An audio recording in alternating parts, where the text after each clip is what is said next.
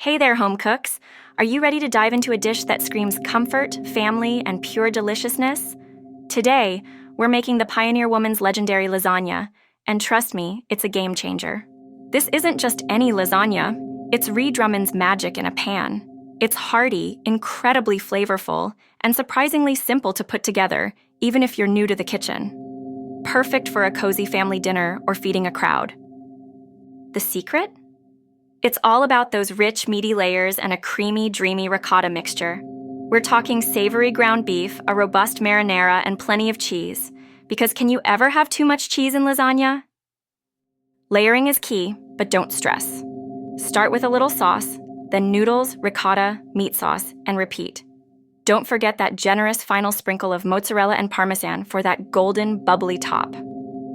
Pop it in the oven until it's bubbling hot and beautifully browned. The aroma alone will have everyone gathering in the kitchen.